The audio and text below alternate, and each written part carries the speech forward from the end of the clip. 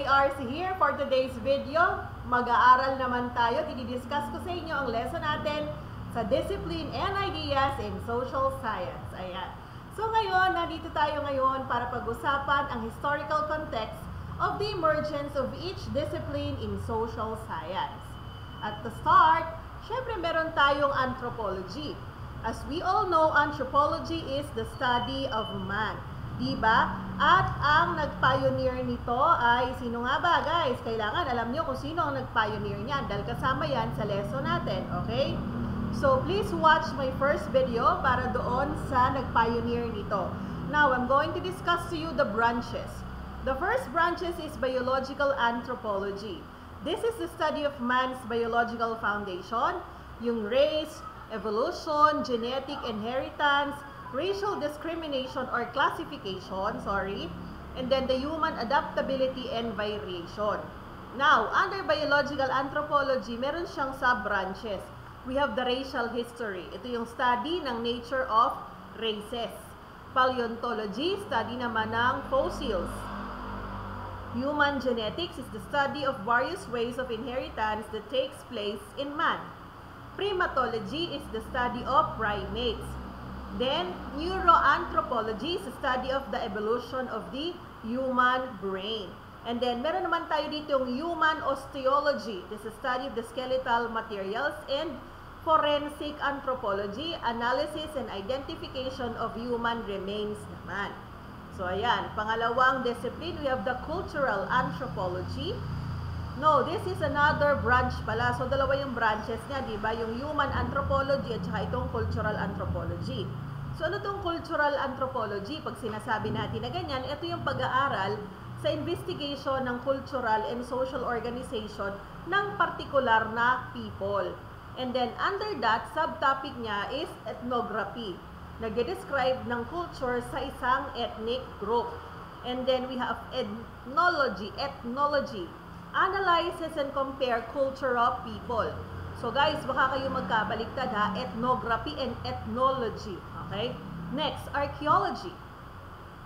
Ito naman yung pag-aaral sa culture ng man. And then we have linguistics.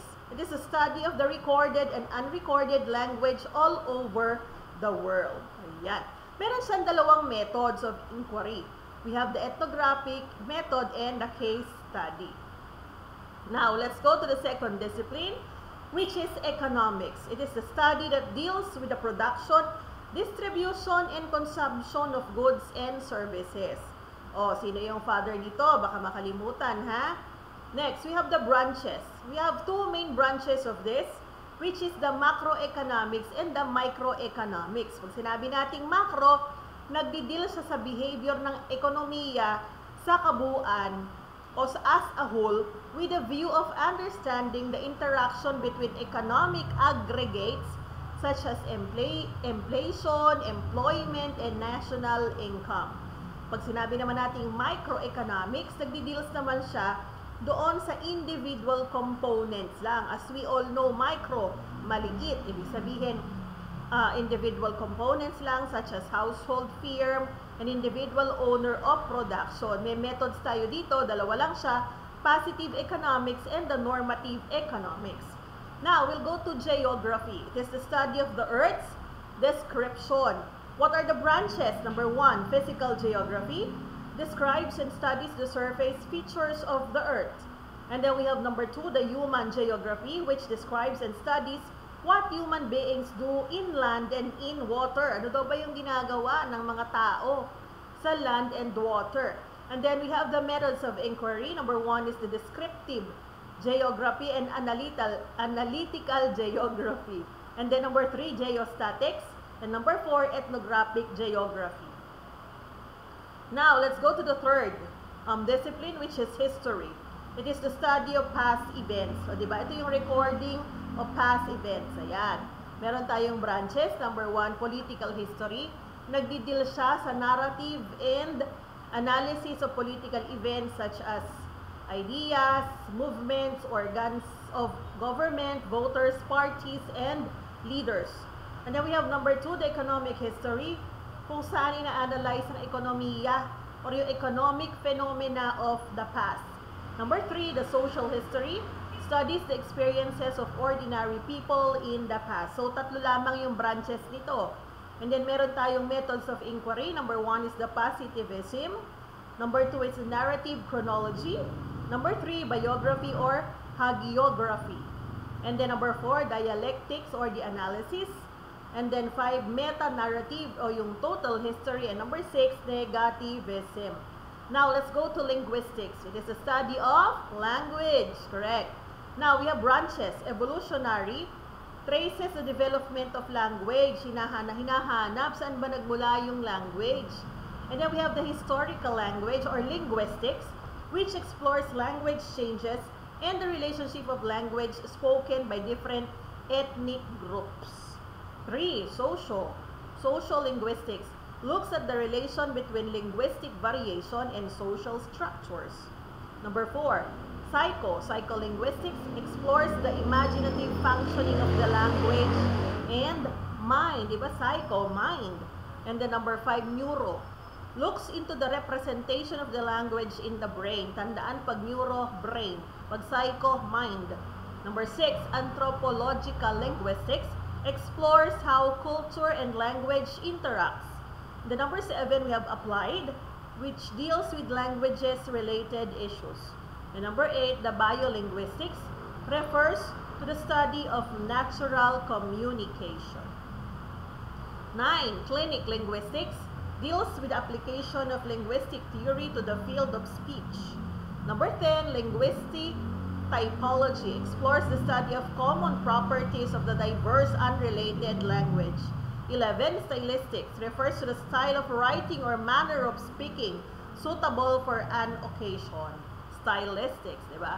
So we have the methods of inquiry, descriptive and prescriptive. Now, let's go to the political science. It is a study of the state and the government. Sorry doon sa mga namimiss-spell. Alam niyo naman, I know you understand that. Then, sa political science, we have branches. The major branches are the following. Public law concerns sa law itself. And then, meron tayong political theory, study of the development of varying political doctrines.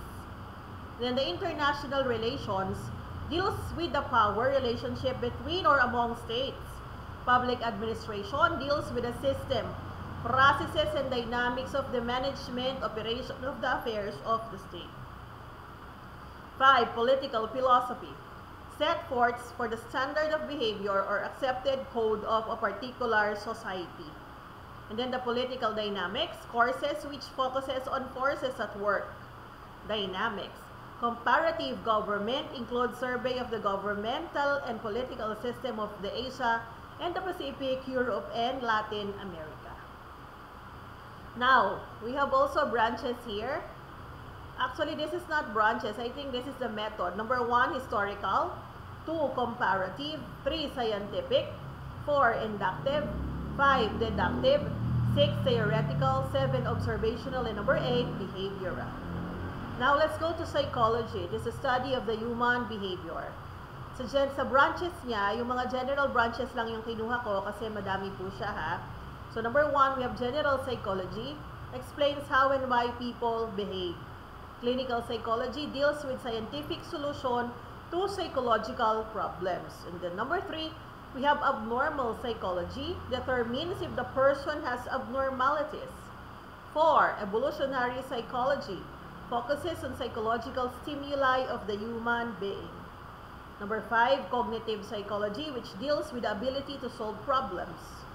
Legal psychology, number 6, deals with handling psychology issues on legal matters.